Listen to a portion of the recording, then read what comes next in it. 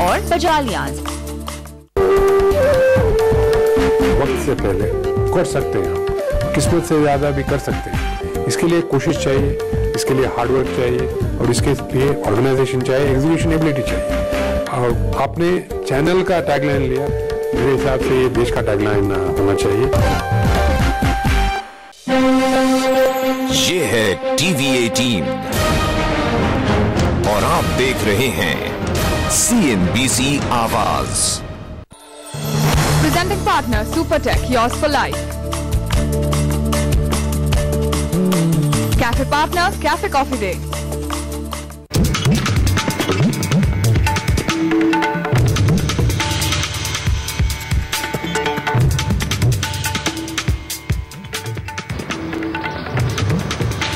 Welcome back. Future cities of India है नोएडा में। हम समझ रहे हैं कि नोएडा किस तरह से आगे बढ़ रहा है, क्या खामियां हैं, क्या खूबियां हैं नोएडा में। लेकिन इन सब के बीच शेयर बाजार में रुचि बढ़ रही है लोगों की, और यहाँ पर भी लोग निवेश करते हैं शेयर बाजार में, और उसके उतार चढ़ाव से डरते भी हैं उसके, और जानना भी चाहते हैं कि क्या किया जाए ऐसे माहौल में जब बाजार का मूड थोड़ा सा बिगड़ा हुआ हो या समझ में नहीं आ रहा कि बाजार किस तरफ जा रहा है। इसीलिए हम मार्केट के दो खास एक्सपर्ट लेकर आए हैं नोएडा के अपने इस सफर में। हमारे साथ इस शो में शामिल हो रहे हैं आशु मदान, COO रेलिगेयर सिक्योरिटीज, और उनके साथ हैं Vijay Chopra ji, national head Fullerton Securities and Wealth advisers.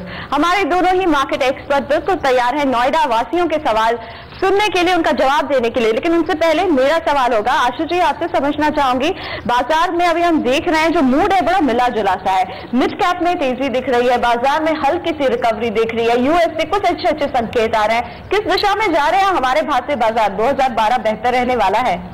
I think जिस जंक्शन पे हम खड़े हैं उससे तो एक नॉर्मल सा तो यही होगा कि 2012 इससे खराब जो 2011 में नहीं हो सकता।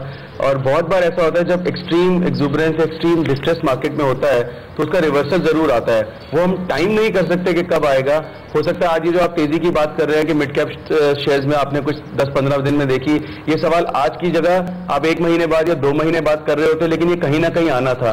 क्योंकि जिस तरह से मिड कैप शेयर्स की पिटाई हुई, और ऐसी कंपनीज की जो इतनी पिटाई हुई कि अगर आप 2008 का लो देखिए जो इंडेक्स ने, सेंसेक्स ने 9000 के अराउंड का लो बनाया था, आज इंडेक्स सेंसेक्स 16000 पर है और शेयरों के भाव जो 9000 के लेवल थे उससे भी आधे हैं।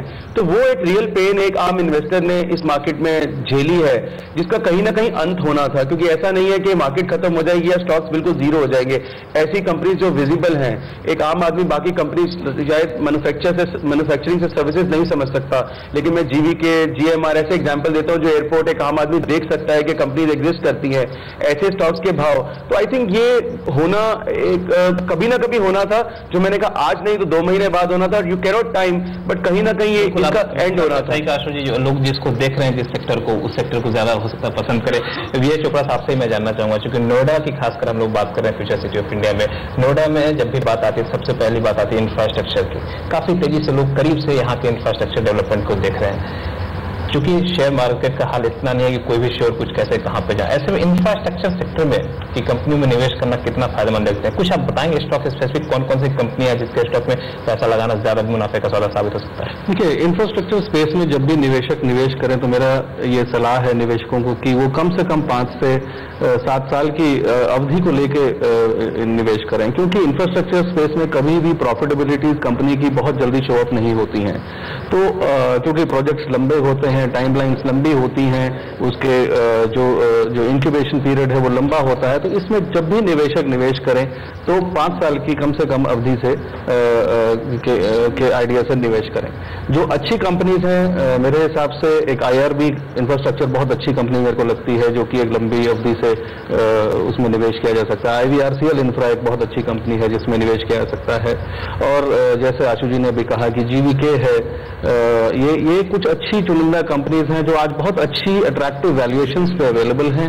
और मेरे हिसाब से यदि इसमें एक लंबी अवधि से इन्वेस्टमेंट किया जाए तो यहाँ से डाउनसाइड कम और अपसाइड बहुत ज्यादा लगती है। बिल्कुल, इंफ्रा स्पेस एक ऐसा स्पेस है जो हमारे दोनों ही एक्सपर्ट्स को पसंद आता है, लेकिन दोनों की सलाह की लंबी अवधि तक इसमें अपना निवेश का दायरा जरूर रखें। और अब हम लेंगे नोएडा वासियों के सवाल, क्योंकि कई नोएडा में जो लोग रहते हैं, खासतौर पर एक रिटायरमेंट के लिए एक बहुत ही मुफीद जगह नोएडा को माना जाता है, इसलिए कई सीनियर सिटीजन हमारे शो में शामिल हैं, कुछ औरतें शामिल हैं। हम कोशिश करेंगे उनके सवालों को तरजीह देने की। और सबसे पहले हम लेंगे हमारे साथ ओपी गोयल यहाँ पर हैं, इंडस्ट्रियलिस्ट हैं। गोयल साहब, पूछिए अपना सवाल।